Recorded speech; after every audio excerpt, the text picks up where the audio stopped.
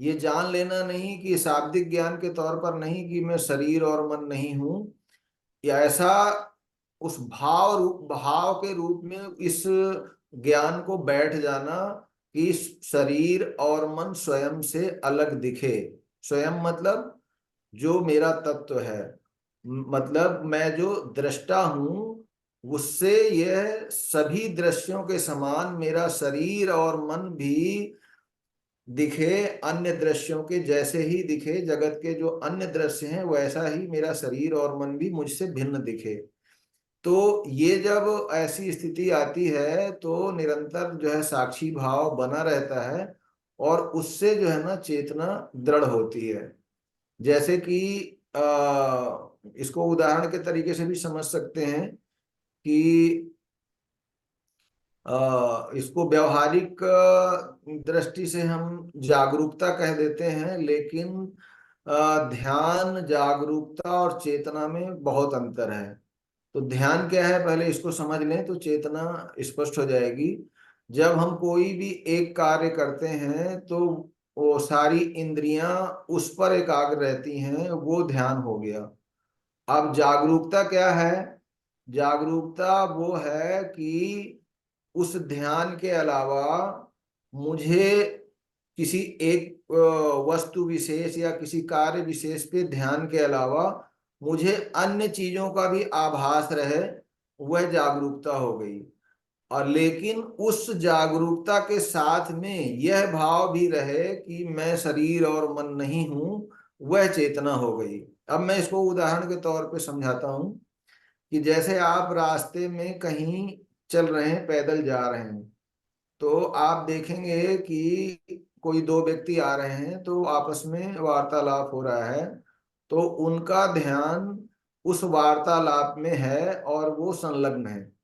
तो वो पूर्ण बेहोशी है, मतलब उनको यदि आसपास का आभास नहीं है, वार्तालाप में ही खोए हुए हैं, तो वो पूर्ण बेहोशी है। लेकिन यदि कोई उनमें से ऐसा है कि जो वार्तालाप भी कर रहा है लेकिन वो आसपास का भी उसे आभास है, वह जागरूकता हो गई कि कौन आ रहा है, कौन जा रहा है, और वह जो है ना आसपास क्या घटित हो रहा है उसके साथ वो वार्तालाप में भी मग्न है उसके साथ। तो ये जागरूकता हो गई। लेकिन चेतना क्या हुई कि उस व्यक्ति से वार्तालाप भी हो रही है, आसपास के प्रति भी जागरूक है, लेकिन साथ में उसे यह ज्ञान भी है कि यह शरीर और मन वार्तालाप में मग्न है। शरीर चलने पे चल रहा है और मन के द्वारा इससे वार्तालाप हो रही है, और यह शरीर और मन मुझसे अलग हैं, यह भाव, ये स्मरण नहीं, ये भाव, ये चेतना है।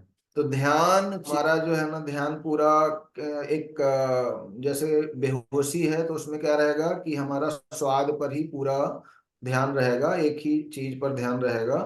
लेकिन जब हम उसके साथ हम ये भी देखने लगे, हमको ये भी आभास हो कि हाँ ये मेरा हाथ गया, उसने जो है ना भोजन का कौर लिया, ये ग्रहण हुआ, और साथ में स्वाद भी, और कौन खा रहा है ये यह भी आभास हो, तो यह धीरे धीरे ऐसे चेतना का विस्तार, इसको चेतना कहा जाएगा। अब ये विस्तारित कैसे होती? निरंतर साक्षी भाव से।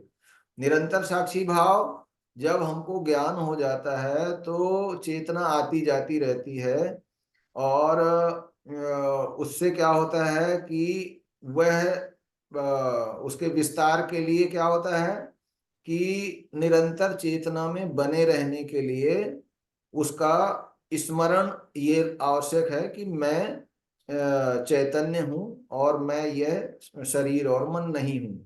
तो प्रथम क्या होता है शुरू में कि जब हम ध्यान आदि करते हैं तो ध्यान एकाग्र होता है, वो एकाग्रता की विधि है ध्यान। तो उससे क्या है, एकाग्रता आई।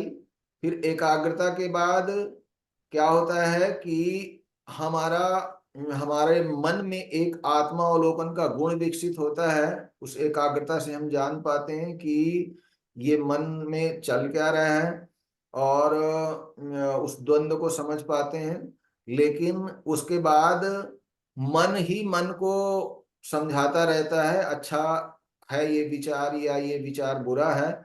लेकिन जब हम विचारों के स्रोत को देखने लगते हैं कि विचार ये प्रकट कहाँ से हो रहे हैं, तब वो चेतना की ओर गति होती है। तो चेतना का विस्तार यही है कि जब हम हमें एक विचार नहीं, सारे विचार जहां से उत्पन्न हो रहे हैं, मतलब मन, वो मन अपने से भिन्न दिखने लगता है, तब वो चेतना का विस्तार है। शरीर के साथ पूरा मन भी स्वयं से अलग दिखना, यह चेतना का विस्तार है। तो ये क्रमशः होता है।